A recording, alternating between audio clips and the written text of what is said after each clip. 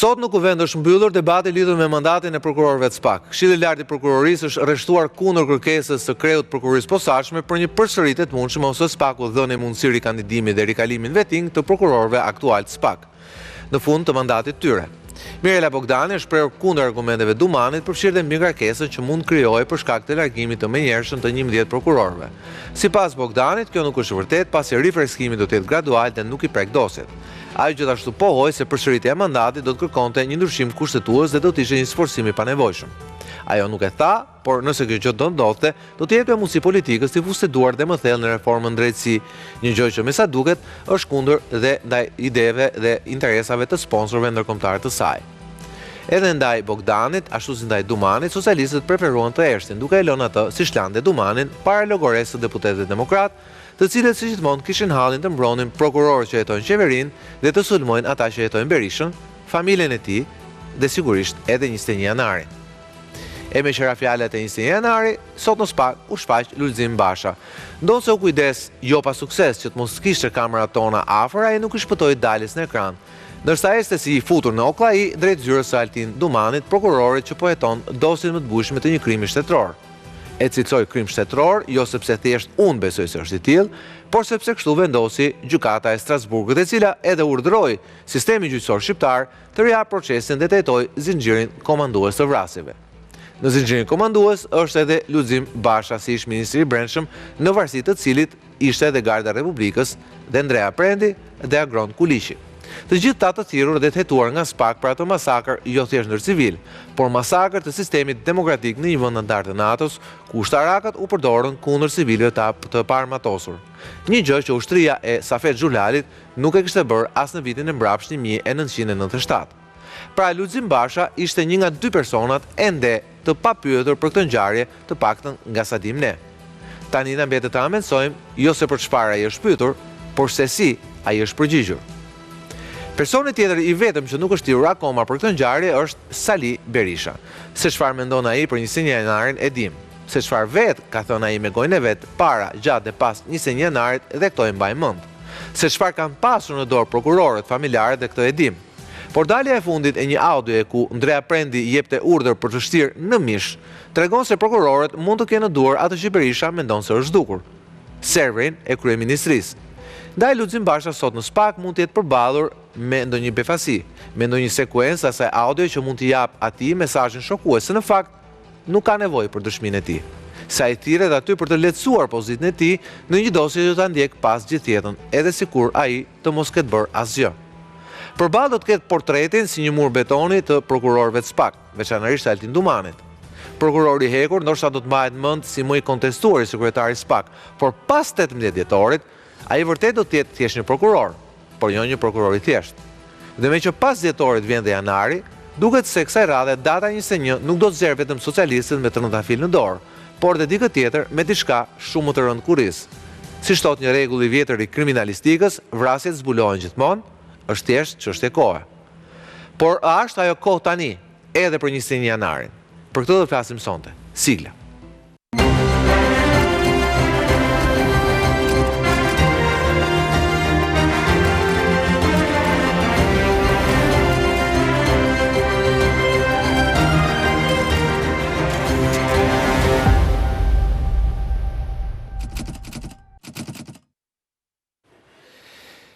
Mirëmbrëma dhe mirë se vini në Real Story. Sot po presim fakt gjithë ditën sepse u duk sikur nuk kishte lajm. Dhe befas lajmi ndodhi pas dreke herë kur Lulzim Basha, duke u fshehur kamerave, u drejtua për në derën e SPAK, nga ku doli pas rreth 2 apo 3 orësh dhe ku folin në mënyrë hermetike. Folin në mënyrë hermetike, por natyrisht u detyruat pranonte se aty ishte thirrur për 21 janarin. Ndjekim kronikën.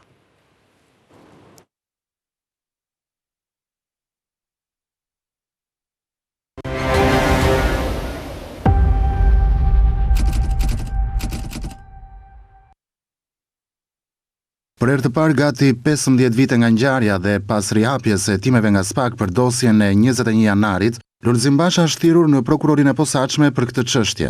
Ish ministri i brendshëm gjatë protestës para kryeministrisë ku vran 4 protestues, është marrë në pyetje për rreth 1 orë e gjysmë nga prokurori i posaçëm Alfred Sheu, i cili po kryen hetimet për dosjen e 21 janarit. Basha është paraqitur i vetëm në SPAK pa praninë e avokatit. Jam thirrur si person që ka dieni për një çështje në hetim. Informacionin se për cilën çështje jam thirrur, ju lutem ta merrni drejt për drejt te institucioni, sepse ligjërisht duhet të respektoj sekretin hetimor. Ka pasur urdhër në 21 janar për të shëlluar. Kto ishin gjithçka që kisha për të deklaruar për këtë çështje. Hetimet për 21 janarin janë hapur nga prokuroria e posaçme pasi gjykata e Strasburgut kërkoi që kjo dosje të rihetohet si krim shtetëror. Gjykata Evropiane e të Drejtave të Njeriut në vendimin e saj në nëntor të vitit 2023 i kërkoi Shqipërisë që të identifikojë dhe ndëshkojë përgjegjësit për vrasjen e të afërmve të kërkuesve gjatë protestës së vitit 2011 para kryeministrisë. Në korrik të vitit 2024, SPAK regjistroi procedim penal për ngjarjen e 21 janarit të vitit 2011 për veprat penale, vrasje në rrethana të tjera cilësuese e kryer në bashkëpunim, shpërdorimi i detyrës e kryer në bashkëpunim dhe kryerja e veprimeve që pengojnë zbulimin e të vërtetës e kryer në bashkëpunim. Procedimi nisi pasi gjykata e lartë një vit e gjysmë më parë vendosi të prish vendimet e mëparshme të gjykatave dhe urdhëroi fillimin e hetimeve pas kallëzimit të bërë nga familja Nika ndaj ish kryeministrit Sali Berisha, ish ministrit të brendshëm Lulzim Basha dhe ish komandantit të Gardës së Republikës Ndrea Prendi, se urdhëruan të qellojë me armë ndaj pjesëmarrësve në protestë. Në vendim thuaj se hetimet ishin penguar nga qeveria e kohës dhe specifikisht ish kryeministri Sali Berisha, dhe kërkoi që hetimet e ngjarjes duhet të përfshinin zinxhirin komandues të Gardës së Republikës dhe jo vetëm oficerët që hapën zjarr. Lulzim Basha ishte një nga 2 personat e zinxhirit të komandës asaj dite që nuk ishte thirrur nga SPAK. Tashmë, personi i vetëm që nuk është pyetur për këtë çështje është Sali Berisha. Si pasojë të shtënave me armëzjarri nga Garda e Republikës mbi protestuesit para kryeministrisë, u vran Alex Nika, Ziver Veizi e Kuran Deda dhe Faik Myrtaj. Për vrasjen e Myrtajt dhe Veizit në 18 shtator 2013, gjykata e apelit në Tiranë e dënoi ish komandantin e Gardës Ndrea Prendi me 1 vit e qelirie dhe gardistin Agim Lupo me 3 vjet, duke arsyetuar se vrasjet ishin bërë nga pakujdesia. Ndërkohë, vrasjet e Alex Nikës dhe Kuran Dedës dhe plagosja me armëzjarje e personave të tjerë mbetën pa autor dhe prokuroria e pati pezulluar atë për vite me radhë në kërkim të provave.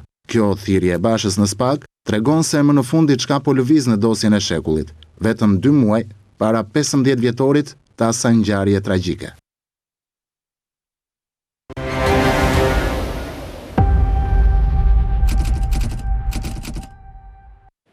Mirë, për të kuptuar diçka më shumë se çfarë po ngjet, pra çfarë është ajo gjëja e re që temi nis sot publikisht me thirrjen e Lulzim Bashës dhe dihet që kemi një afat, pra kemi 21 janarin, ku mbushen 15 vjet nga ajo ngjarje e rëndë dhe tragjike ku për fat keq, edhe unë vetë kam qenë dëshmitar. Sot me mua në studio janë Hidayet Beqiri, avokat i familjeve të viktimave 21 janarit, mbroma avokat. Faleminderit. Avokat Arber Hoxha, mbroma Arber. Mirëmbrëma. Etleva Delia, autore e emisionit Gjëraton dhe gazetare e vjetër me përvojë e kronikës, mbroma Etleva. Mirëmbrëma. Martin Leka, mbroma Martin. Në kohën lidhe drejt për drejt nga Brukseli kemi gazetarin Fatos Mamuta, i cili është gazetar, dëshmitar, por dhe viktime e asaj ngjarje pasi ka mbetur i plagosur nga plumbat e Gardës. Mbroma Fatos.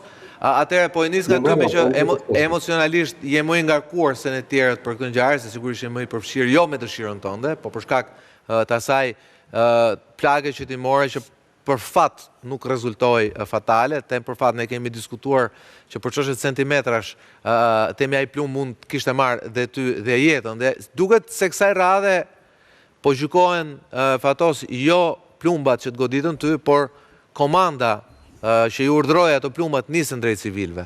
Pra le të themi si e përjetove këtë zhvillim shumë të fortë të kësaj pasdreke. Atëherë, me thënë të drejtën u bën 14 vjet e gjysmë, le të themi po vim në vitin e 15 që e prisja këtë. Dhe tani në rastin e zotit Basha kam 2 gjëra për të thënë publikisht.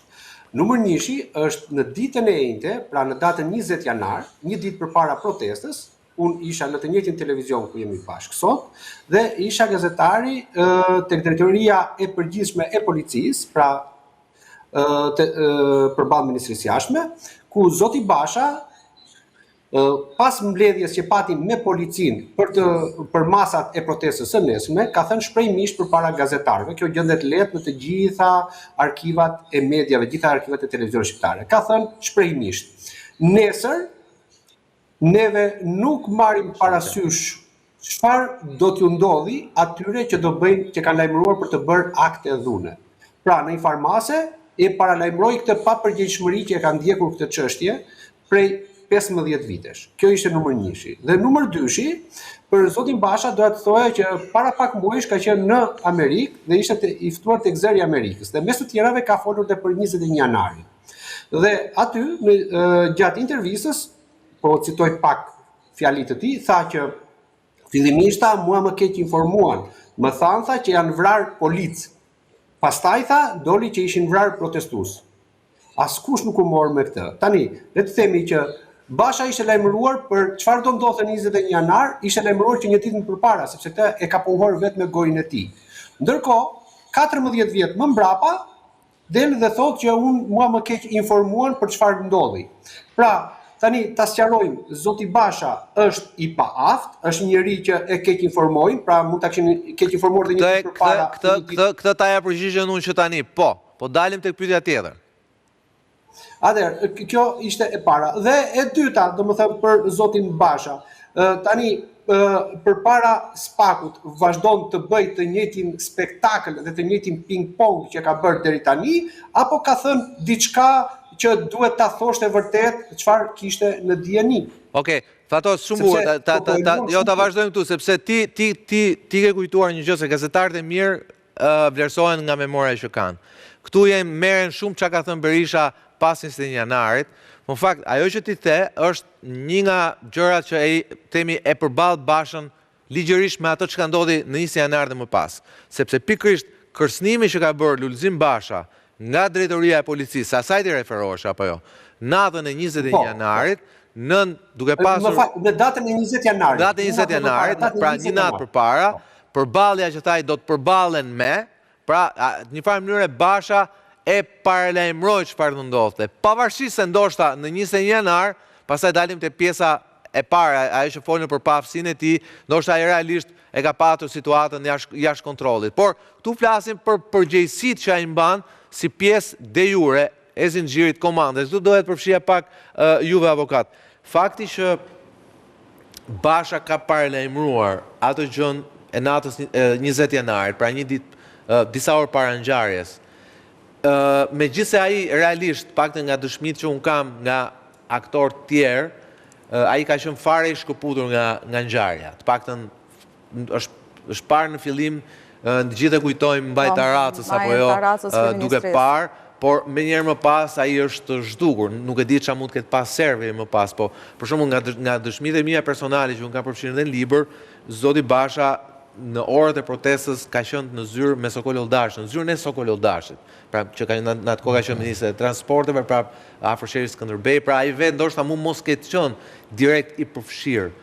Por deklarata e tij dhe fakti që ai de jure është ministri i brendshëm, pavarësisht ti direkte ka pas garën e Republikës, e inkriminon atë në këtë ngjarje? Në radhë parë, kjo deklaratë është e rëndësishme edhe për procesin, por të mos harrojmë që